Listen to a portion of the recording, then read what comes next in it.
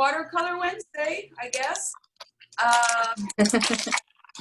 So did everybody get their landscape and everything good? Yep. Okay, so let me just explain a little bit about the landscape that I chose. This is actually, it's an oil painting. It's a print. I just came across it. It's actually sold by Pottery Barn. But I thought it's a great subject because it has a really cool composition to it, and I'll get to that in a few minutes. And it also shows how artists can take a very simple landscape and kind of have fun with it and exaggerate the colors a little bit.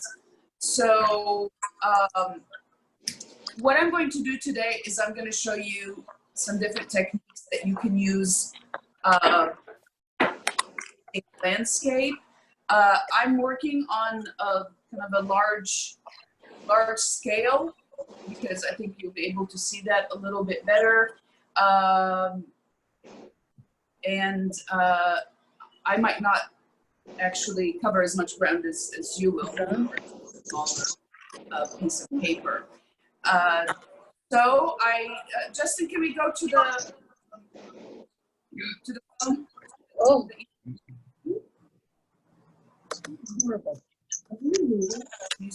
Okay.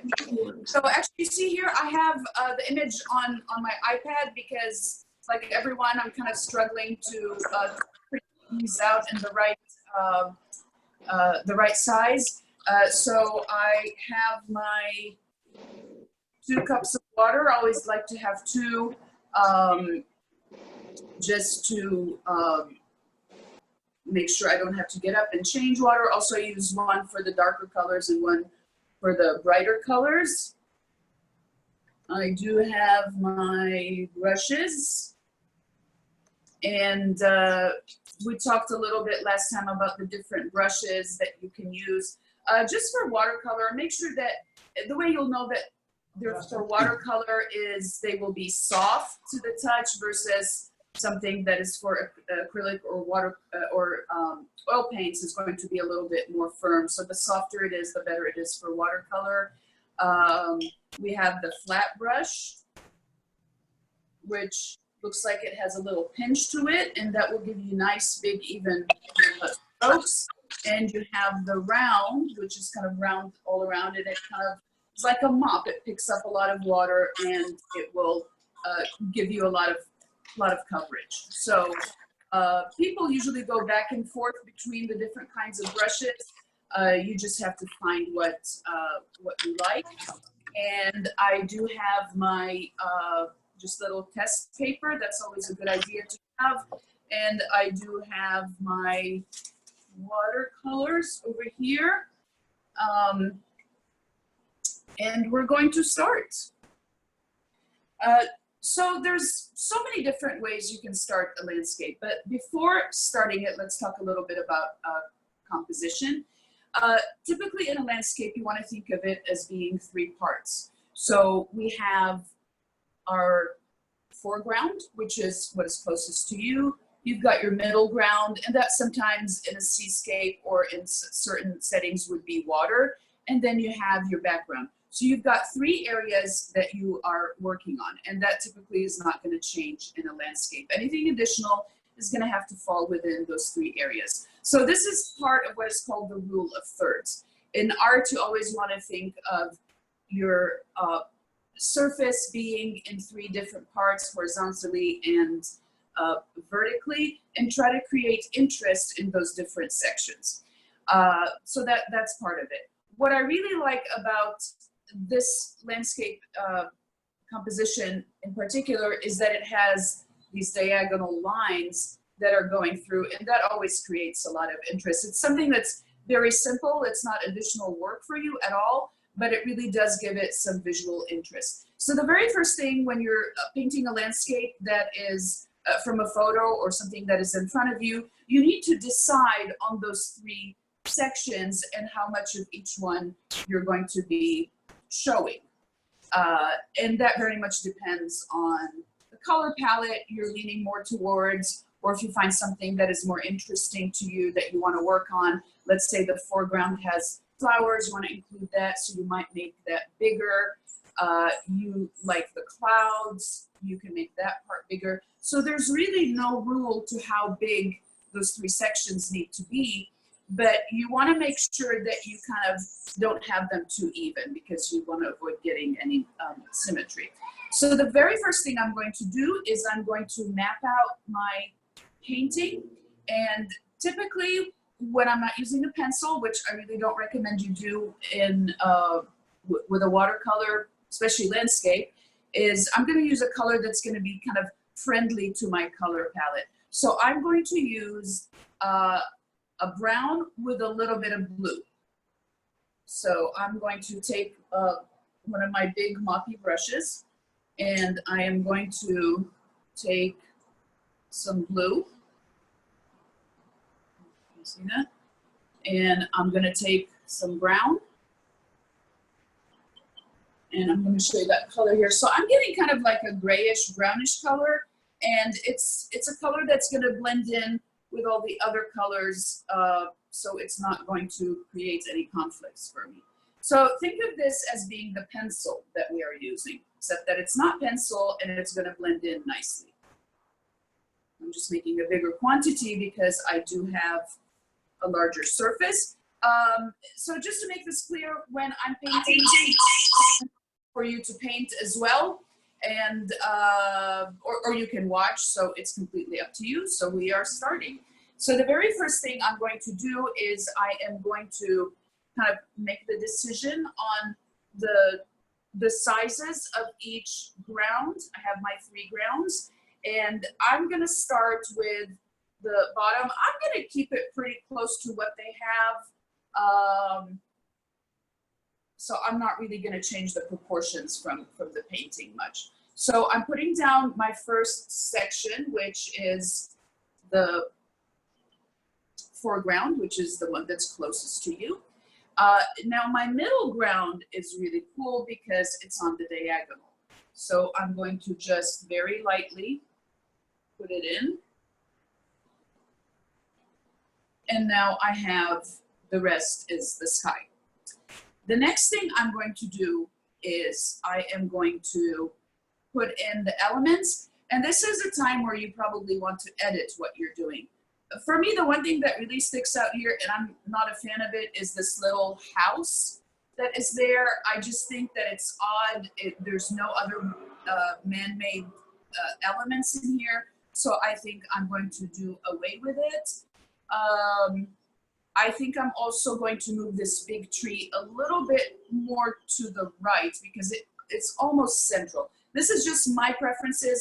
With more landscape painting, you'll start seeing things that you feel are a better edit for your work. You know, trust yourself and trust your eye and your taste and, you know, what looks to you like it needs to be changed or moved.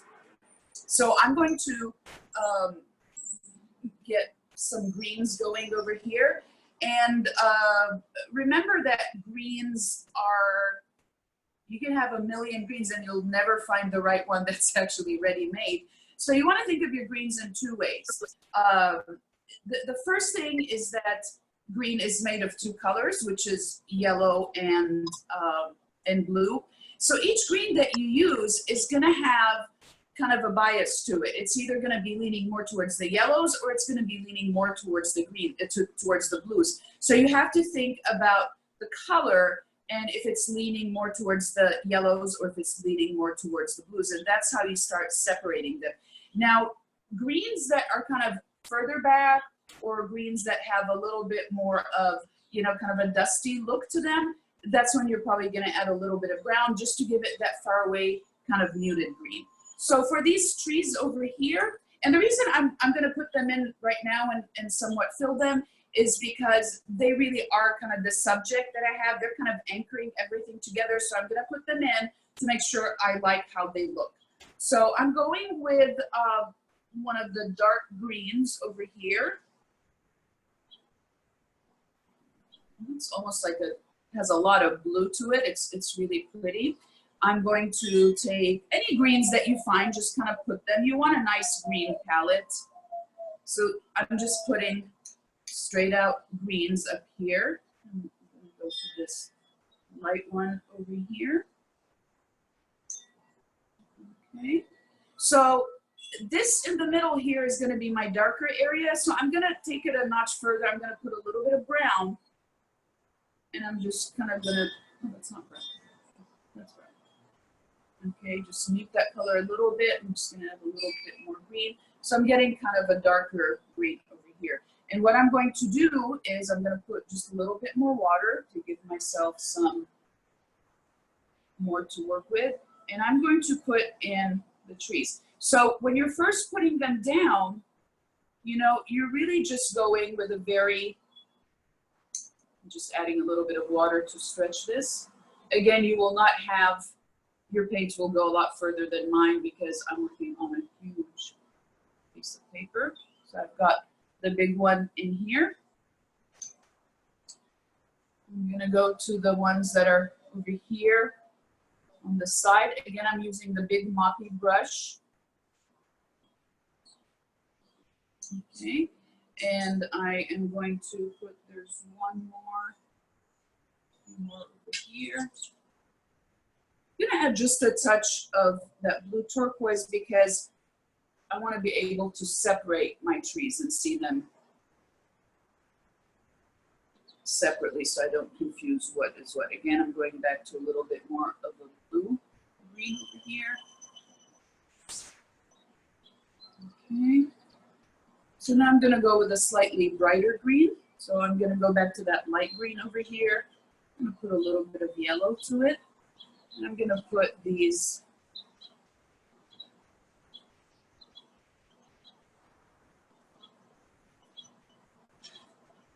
kind of bushy ones.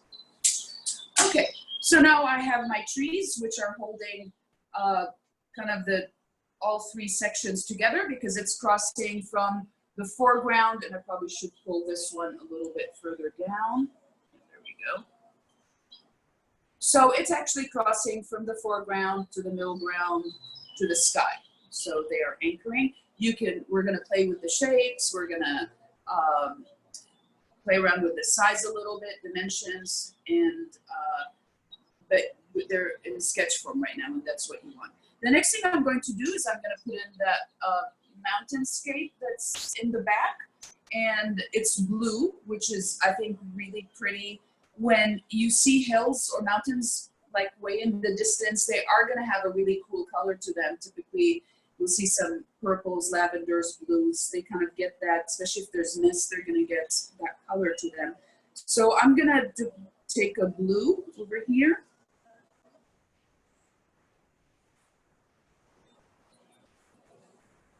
Again, always make sure that you're adding enough water because you're building color. If you're going dark right away, you are going to not have any room for shaping them and advancing the color. I'm going to put a little bit of purple at the bottom right here. Okay, and I'm going to kind of just take a little bit of both, and I'm going to put in my, so now the first thing I can see is I'm actually going to want to take this tree higher up when I get back to it. And again, I'm just putting this blue and a little bit of purple together. I'm just going to add water over here to extend that. Okay, now since I do have some blue left, what I'm going to do is I'm going to start incorporating some of that into the sky where I'm seeing it. And remember, the sky is going to be the lightest area. So I'm going to add some water to it, and I'm just going to go kind of just put it. And since I'm working on clouds, I'm going with a different motion now with my brush. I'm going in more kind of a puffy, light.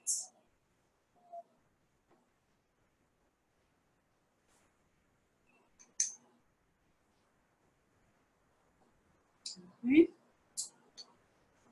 Next thing I'm going to do is I'm going to put in my foreground color, and I'm going to put in that rest of the middle ground. And I'm going to make a combination of different greens. These greens, you can see the difference between the greens on the field and the greens and the trees. The greens down here are very yellow biased, so we're going to be adding quite a bit of yellow, and in some areas we're going to put some orange. So I'm going to take this yellow. Typically yellow that you're going to have in sets is going to be like a lemon yellow. It's really bright and kind of artificial looking, and it's going to need a lot of kind of working to get it to be a little bit more natural looking. So I'm going to go to the light green if you have light green. If you don't, and I'm adding it to that yellow, so it's already looking a little bit better. I'm going to take a little bit of water, and I'm going to start putting in that very yellow green that I'm seeing. And when you're painting, especially a large area, don't think that you have to fill in the area. Your priority should be to try to pull that color through to as many areas as possible, because that way you will be connecting these colors and you'll have a lot more harmony in your painting. I'm going back to that color. Okay, so now I'm going to make a little bit more yellow greens and orangey yellow greens. So I'm going back to that light, very bright. I'm going to use some of that lemon yellow, and I'm going to take a little bit of orange.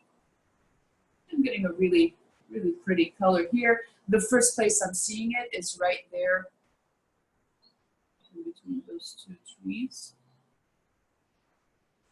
And I'm starting to see it here.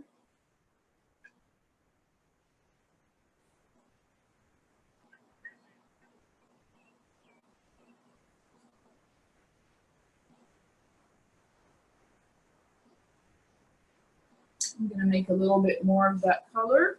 Again, green, a little bit of yellow, and a little bit of orange. And see, I'm getting a different shade now, which is even better because it's giving my colors a lot more richness.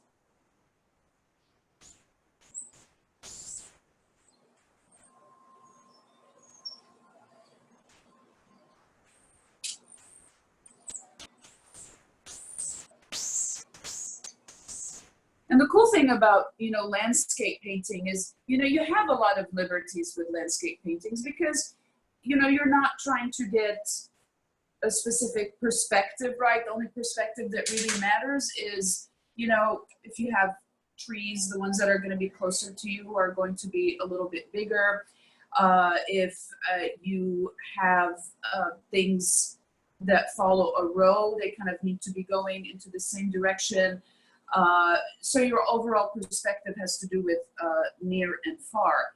But you do have a lot of liberties with shape. You're not trying to make an eye match the other. So that's why landscapes are really relaxing and fun to make. So another thing I'm going to show you that I did earlier is a technique called wet on wet. So, okay. So what I did here, and this is also another way you can start a painting. The reason I did not do it now is that it takes a while to dry and we just don't have that kind of time. So what you do is, so what you can see is that I have my entire painting, like a shadow of it, like almost like a ghost. Okay. And what you do is you take your paper and you take a big brush. Let me see, I have a big brush over here. And I'm going to put water on my paper. Just enough to where it's wet. You don't want it to be, puddled. This technique is called wet on wet. So you have wet paper, and then I'm going to take wet paint with the colors that I am using for my landscape. And I would say I have probably 3 main palettes that I'm working with: the pinks, the blues, and then, the greens down here. So what I'm going to do is I'm going to just take, okay. I'm going to put did I go? Am I still there?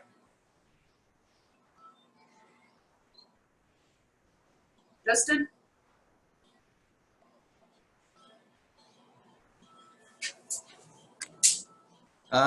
We don't see you anymore. You turn me off? Can you start your video now, or there you go. Yeah, okay. I can see. Okay, so I have my wet paper.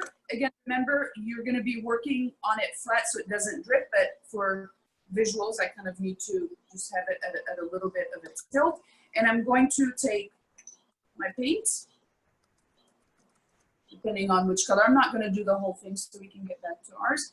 And so I'm working on wet paper. And what is going to happen here is that these colors are going to kind of blend in. See, the wet paper is letting them kind of play around. And what's cool about this is that, you know, you'll get some really unexpected results. They just kind of, you know, just start really blending in together. They kind of bleed into each other.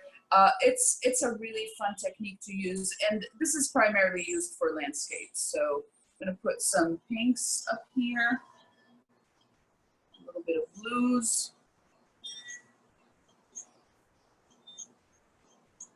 You can really see.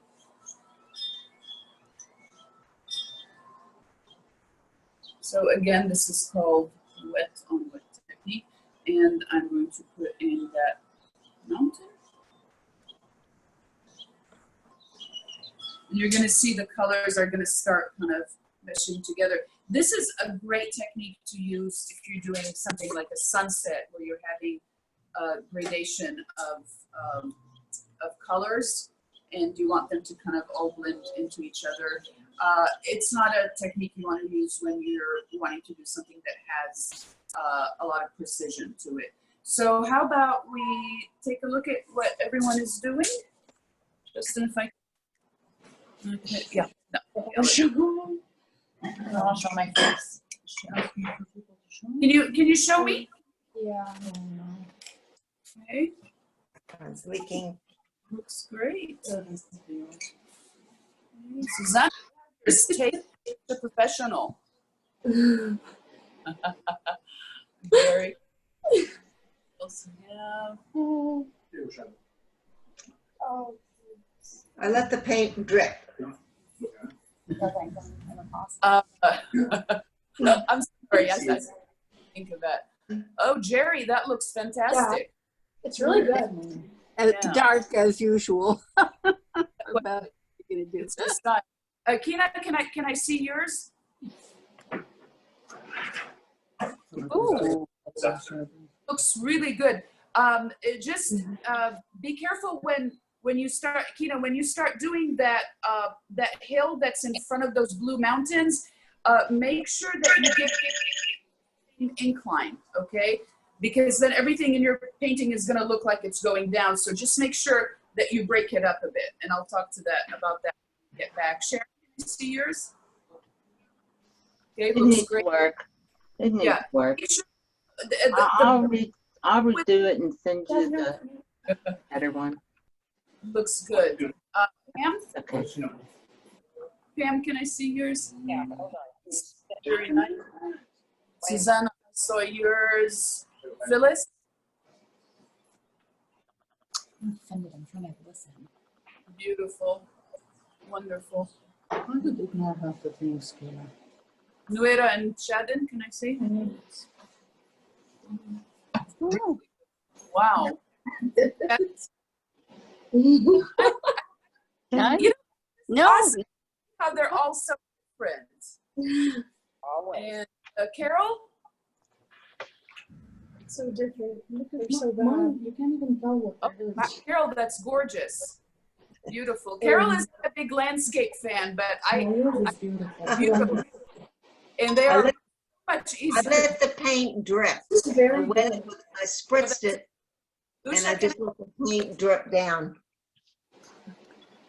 It's all over my table. you can hear me. Justin, are you painting?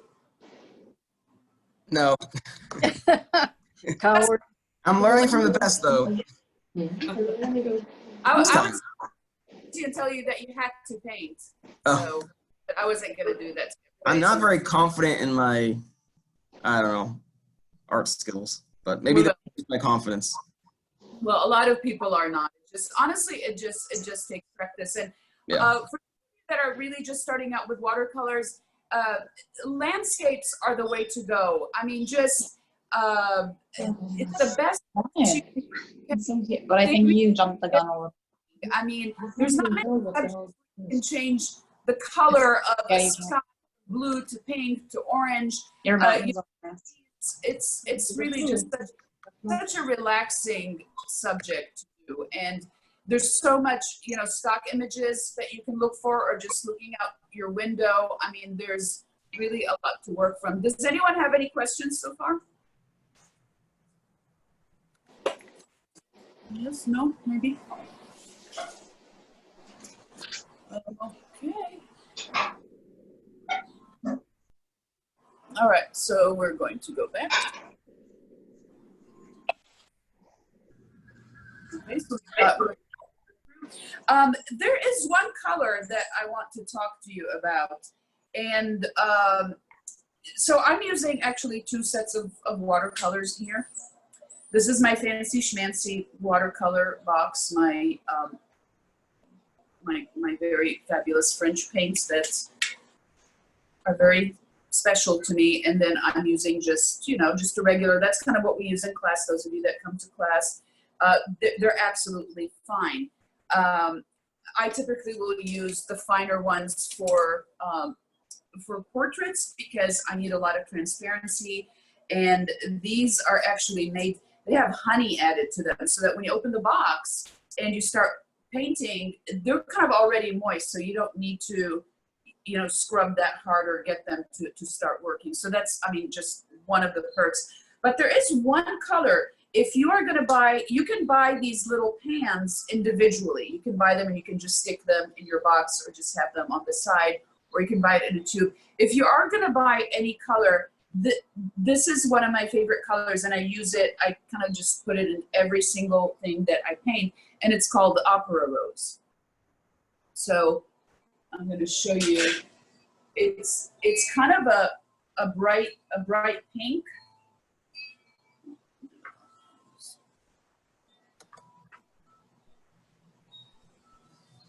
I'm just going to show you here. It's a very bright pink, and it's called Opera Rose, like the opera singing and rose. It's an expensive color. When you buy colors individually, you'll notice that they have different prices. So, but I really do think that it's a color that will give you true pinks, especially if you do landscapes and you do flowers and botanicals. This is a great color to have. It mixes beautifully with blue. It mixes with oranges, and it just has that slight, almost acid to it. Like it just has that brightness that is really cool. And when I do children's portraits, I use it on their cheeks, and it just gives that little pop that's kind of cheruby. So anyways, so we're gonna go back to the painting, and I am gonna use a little bit of that pink just to kind of show you how it looks, because there's some really pretty pinks in the sky to work on. Okay. Justin, can we go back to the painting view? Okay, perfect. The wind is kind of blowing it a little bit. Noelle, Yes, what's the name of the French paints that you're using? they are called Sennelier. Is that the 24 half? This is, yeah, this is the 24. I mean, they're ridiculously expensive. Yeah, They do last forever, though. they do. I think, I mean, that's why I'm starting to buy individual little pans. They're called half pans. They will range from $5 to $10 for just each pan. Because honestly, so many colors I don't use that I know I will never use. You can buy like an empty tin and get them. But there's also other brands. I mean, for me, this is just, you know, when I first started out in art, I was like, oh, you know, one day I'm going to buy these. And when I did, I felt very accomplished. So But yeah, they're Sennelier. Okay, are French. But there's also Van Gogh is a nice brand. Winsor Newton has some nice ones. Whole line. Email me anyone that wants specifics on watercolors, or if you want advice on how to build your own set. I recommend that you always start with a ready-made set. That's a great way to try colors. And then as you work more and you start wanting to have your own, you can start saying, well, you know, I'm not a fan of this color, or I would like a brighter of this color, and then you can start building. So that was that. Any other questions? And I'm gonna go back to our kind of scholastic water. Because also they have a bigger pan, so I. No, well, Carol might have had a question. I don't. Yes. Some watercolors I bought. Let me show you.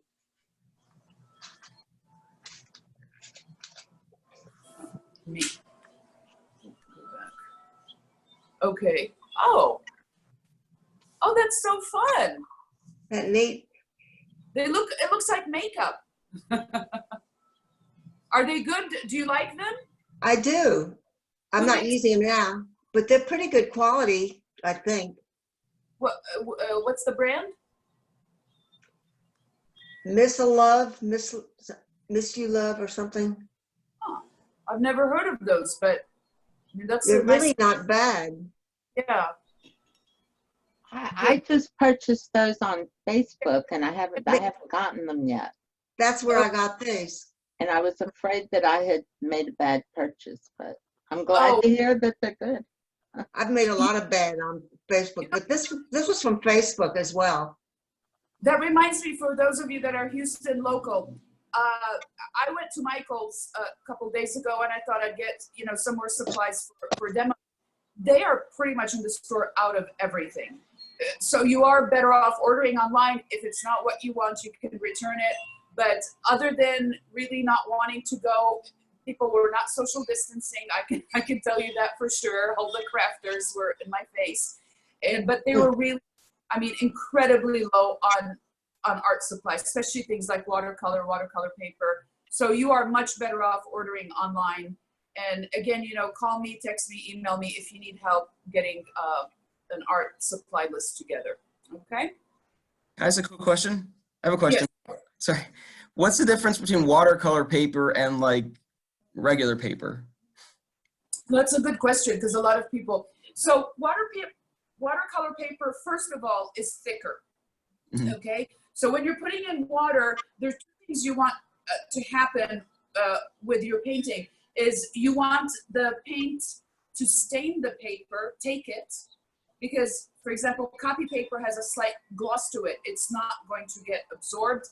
And even if it does, it's going to kind of just roll right off of it. And also it will warp. The best types of watercolor paper are the ones that come in a sealed pad, and they will kind of be sealed all around. They almost look like a block. So it stays stretched when you're painting. And then when you're ready to take it off, you just slide, you know, like a butter knife, and then you get it off. Also, the weight of the paper matters. I mean, watercolor paper can get very expensive, but as long as you're working with something, and also the texture, if you look, you know, up close, watercolor paper is going to have some grooves in it, and that's what holds the water. If a paper is too smooth, you know it's not going to work for watercolor, because the color has nowhere to go. Okay, gotcha. And honestly, What's the difference? just as well. So don't feel that you have to buy the most expensive watercolor paper, or watercolors for that matter. Noelle, what's the difference between the rice paper and the watercolor paper? The rice paper and what? And watercolor paper. What's the difference? It used to be years ago, we used to use rice paper. Oh, I don't think I really know about it. I know there's the cold press and Yeah. hot press. Yeah. Honestly, I'm not really sure what the difference is. Some of my the artwork I did, the paper is so much thicker. It's thicker. It's almost like oh, the one that has the rough edges to it. yeah. It's like a rag almost. Uh-huh. Right. Yeah.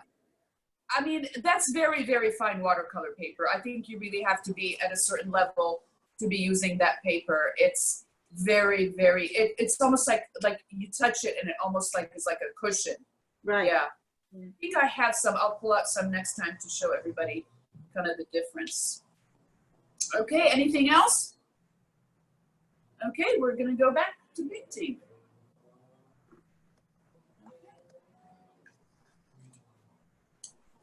All right, so I have all my color areas except for the sky. And by the way, since I have a big area to cover, if you want to go ahead, you know, kind of ahead of me and start painting some other areas, you can do that. Okay, so what I'm going to do next is I'm going to put in the sky, and I am going to pull out this really nice big brush that I just bought, especially for these demos. And I am going to take some blues. Okay, and I'm going to start putting in, I'm almost using kind of like a bright turquoise blue over here. And I'm gonna put it in the areas where I'm seeing that brightness. And I'm really seeing it like here, and then it kind of creeps in, goes over here.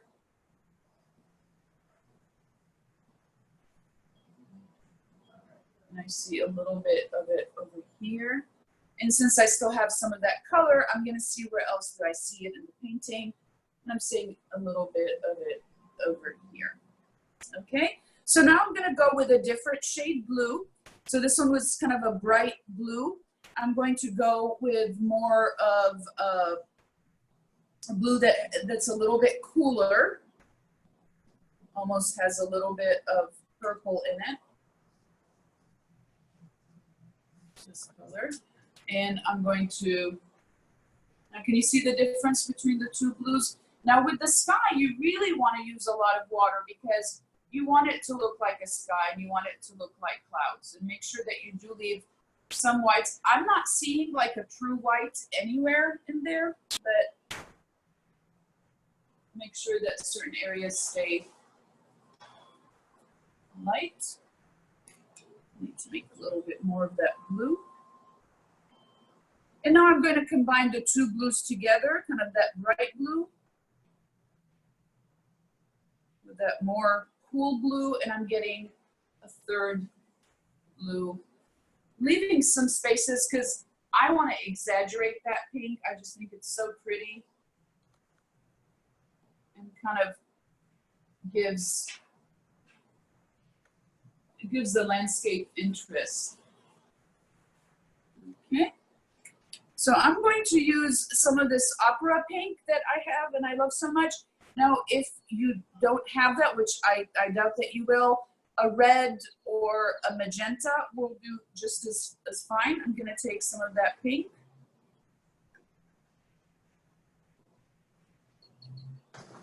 A lot of water. And I'm going to, and so it's mixing a little bit with the blues, and then we're getting another dimension with that color. Let's see how pretty that. I put that.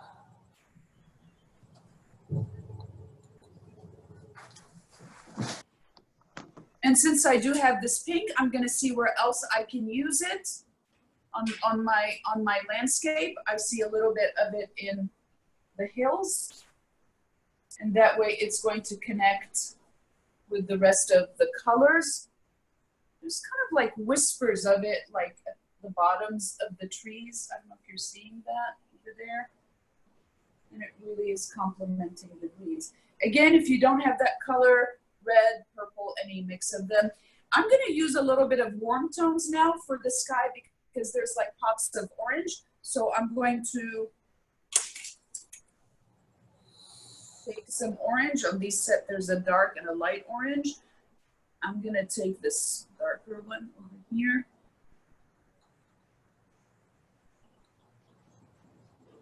Water.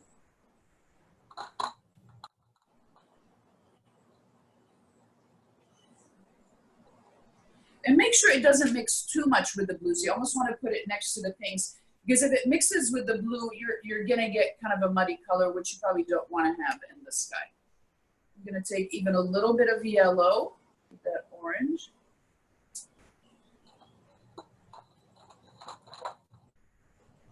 And sometimes when you look up at the sky, you'll see that some yellows and oranges will almost frame a white cloud, and that looks really, really pretty. Okay, so now I'm going to start adding a little bit more color to this hill over here. And I'm going to take some yellow, and I'm going to take some green. And then next door to it, I'm going to take some green, and I'm going to take a little bit of orange. So I'm getting kind of these two different greens. And then over here where I had the blue, I'm going to take, where's the green? There's the green, with a little bit of blue. And getting the ratio right of mixing how much blue, how much, you know, any color, it's going to depend on the type of paints that you're using. Every brand has different strength of pigments. Typically, blue and red are the ones with the strongest pigment. So you could be trying to make a purple, let's say, and you're using the red and blue. I mean, you're going to see how strong those two colors are and how they work together. If you're trying to add blue to a color, to a purple, for example, to make it more of a cobalt or more of a royal blue, then you will see that you don't need to add that much of it. If it gets on your clothes or something, the two colors that typically will stain will be red and blue, so they are pretty strong. If you're making an orange, for example, red and yellow, you need a lot more yellow than you do red, because the red is a lot stronger. And this is something that you'll really find out with practice. So I have my three different greens that I'm going to apply.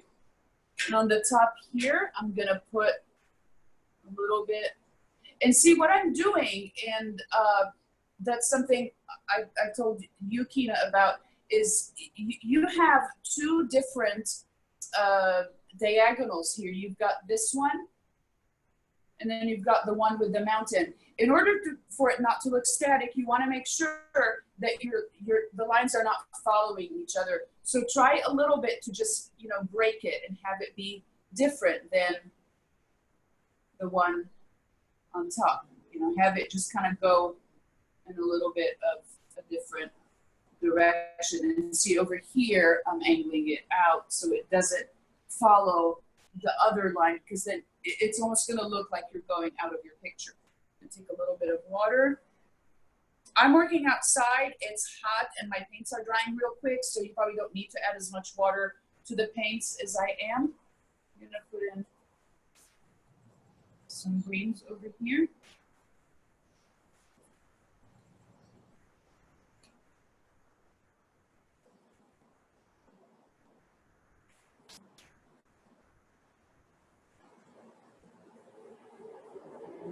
Okay, I'm gonna put in some of the kind of the swipes of lines that I'm seeing. And these are really cool. I'm using the darker green, like this line over here. And they're almost like starting to lead into the trees. So you know, painting a successful landscape is about it looking effortless and like it's all kind of like just happenings. And again, I talked earlier on that I wanted to make that tree a little bit higher so that it goes past those mountain lines.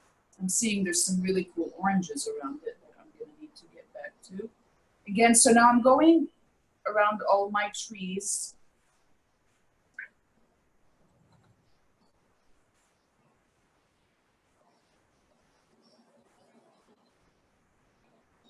Almost just like giving them a slight frame.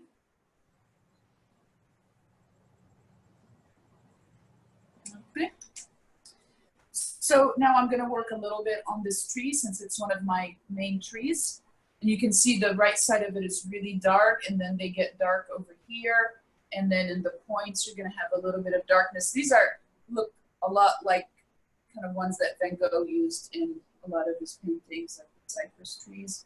So I'm gonna take a dark green. This is almost like a blue-green. And now I want this to get really, really dark, okay? Of course, you could add black, but I'm not a fan of that. So I'm gonna make my own darker color. I'm gonna put a little bit of purple, and I'm gonna put a little bit of brown. And then I'm just gonna go back and add a little bit more green. So I'm getting this really dark color. I want it to have a little bit more green to it. So it's like this really kind of deep forest color.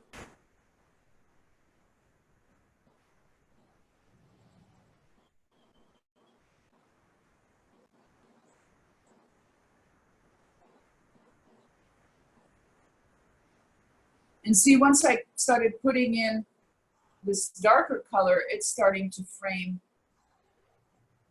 this lighter tree. So, you know, sometimes it's what you do around a certain object. I'm gonna use a little bit of it in here, a little bit on the tip.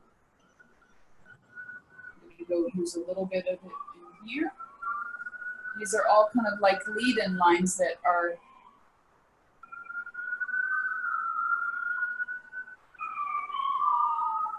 use some of it over here.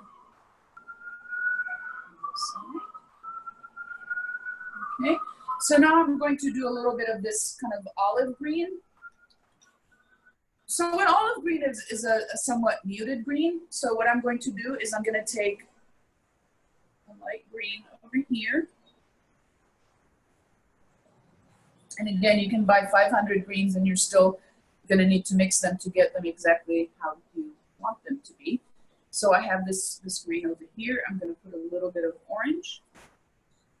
So it's a little too strong. I'm going to go back to the green.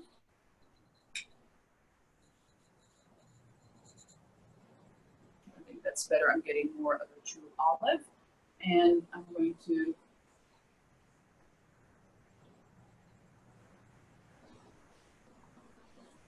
and again, notice, you know, I'm not doing any very, you know, precise lines or anything. It's, you know, just keep it fluid, keep it, especially, you know, if you're working outside and you're working from an actual landscape, you're gonna have to work kind of fast. So, you know, to capture the light and all of those elements.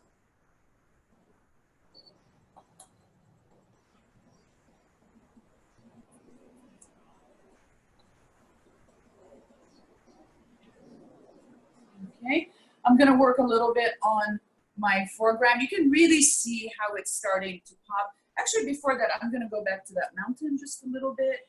I'm going to take a little bit of purple. I'm going to take a little bit of blue on the side.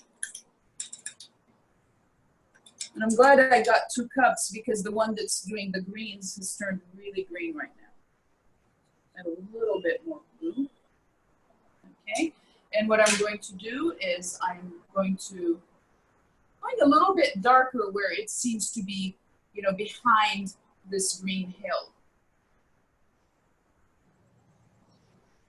I mean, just a slight pronunciation. Don't outline it. It's gonna flatten it a little bit if you do so.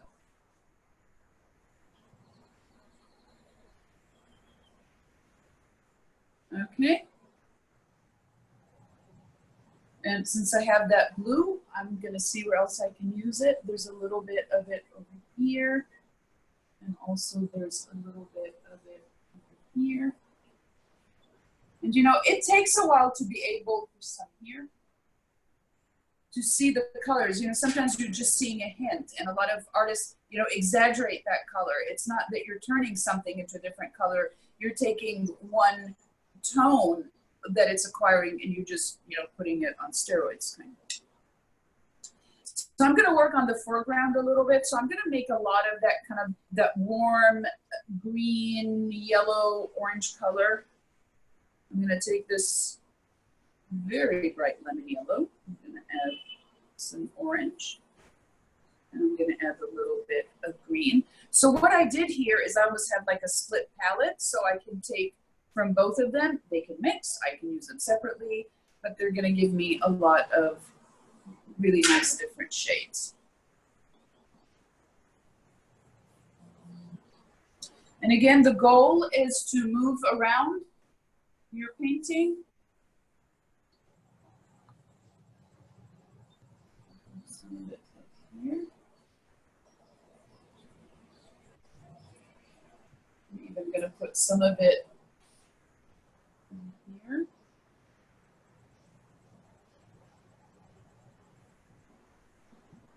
Notice I'm going with a lot of kind of flowy horizontal lines. You know, landscapes typically do have that horizontal flow to them, and anything that you do in terms of, you know, a brush stroke, how you handle the brush itself is going to help, you know, enhance your painting. Okay, so you need a little bit more of that. I'm going to go back. I think I want to use a little bit more orange. Do those pops of orange over here. A little bit more orange. I'm going to go up to some that are around here. Just trying to see where else I'm seeing those orangey colors. There's a nice big patch of it right here.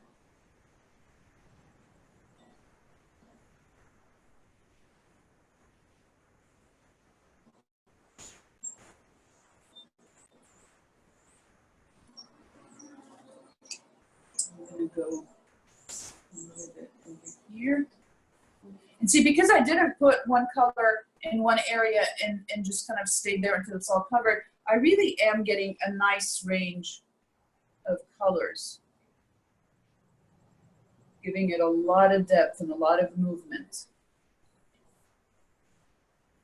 Okay, I can see that this tree over here is a little neglected. I'm going to go back, get a dark green going. So green, a little bit of brown, more green if it still looks. I'm just going to give this a little bit more definition.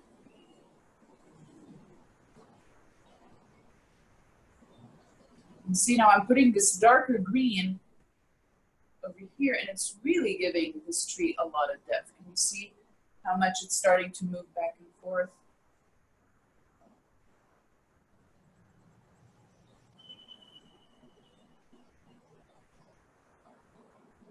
You know, feel free to, you know, just add, you know, something that you feel is going to be interesting. Like I'm kind of branching out some of these trees over here just to, there is a tree here that I completely did not put in, but I think I will.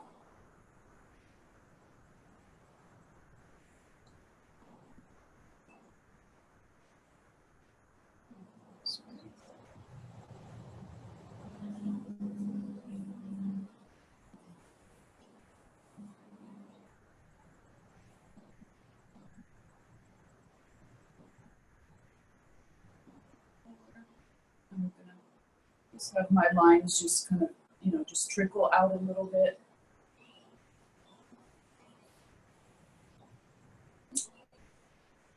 I'm just gonna add a little bit more of a, like an olive green over here. I'll take yellow, green, a little bit of orange.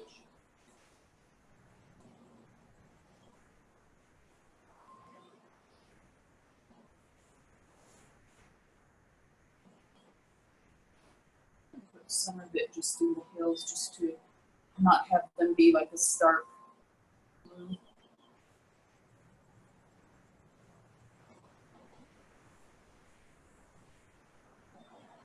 Let's see, we have 5 minutes left.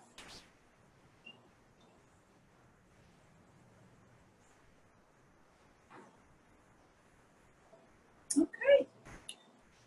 So it's not finished, but it's definitely has a lot of areas covered. Again, you know, the size is huge.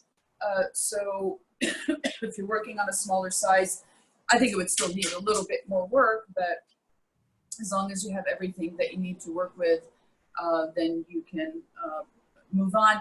This is the type of watercolor painting that I really wouldn't detail too much. I think it loses momentum when you do. You know, just focus on having beautiful colors, focus on it having harmony with the colors, kind of floating around, making nice arrangements around with each other. Make sure that you don't have an area that is too dark or that is too heavy in a landscape. You still want to have something that is an anchor and that is a focal point, but the fact that we use these dark green trees and kind of spread them out doesn't make them look that heavy. If I didn't have this, they would appear very, very weighty over there, and they would have disrupted some of the flow of the painting. So gonna see what everyone else. So does anyone have any questions, or can you just do a quick flip around, see what you got?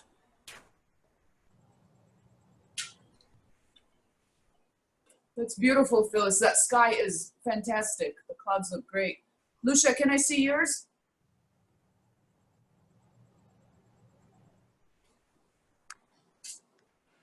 Oh, beautiful. Very nice. Yeah. That's dark for you, Lucia. Carol? Beautiful. Very nice. Susanna? Wow. Fantastic. Beautiful. Pam? Beautiful. I love the oranges on the right. Those look great. Sharon? Justin, I don't have their audio. Nice. I'm guessing, Sharon, you're like me. You like pink, right?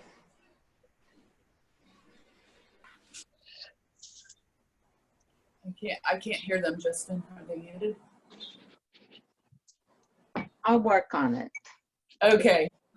Kina? Beautiful.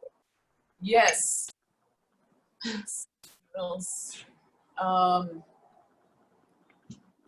Jerry? Mom, put your goddamn drawing down. That is beautiful. Can I Wait. ask a question, Noelle? Who's asking me? Look at her camera. It's on the table. Huh? Shannon, can I see yours? Yeah. Noelle?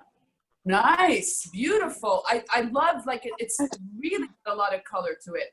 I mean, it's so cool that you can put in your own, you know, personality into it. Nuera, let's see yours. Oh, there's Mom's moment. Oh, wow. Nice. Really nice. Hi, Edith. Hi, how are you? Oh, I got you a little bit late. Are you on mute? can I see your Oh, painting? no. Oh. I just, No, you're not on mute. خليه if you don't mind. خلص زز انت في الكلاس. It's like Sheila. Nice. Beautiful. Noelle? Yes. Noelle? got it. Yes. Make the yellow bright. How do you make Sorry? the standard yellow bright? Can you The hear what me? bright? The Yeah. yellow color. How do you make it so it jumps out? You mix it with white? I know you don't like to use white, but sometimes The yellow. to make it really bright and light. Okay, the way you actually do it is you use very little of it, but you contrast a really dark color next to it. That's the only way it'll pop. Okay. But All right. don't use white. It's not going to make a difference. Use a little bit of yellow with a lot of water, and make sure, like, right next to it, you have a very thin line of dark color. Then it will pop. Okay, thank you. Okay, so my device actually is about to turn itself off. It's out of battery. Next week, we're going to do pencil. So we're alternating watercolor, then pencil, watercolor, pencil. Please, as usual, email me, send me what you're working on. This is so much fun. I miss everyone, and I'm just so happy that at least we're able to do this. And everybody take care. Thank you, Justin. Thank you. You. Yeah, thanks, Justin. Bye. Thanks, Noel. It's been such fun.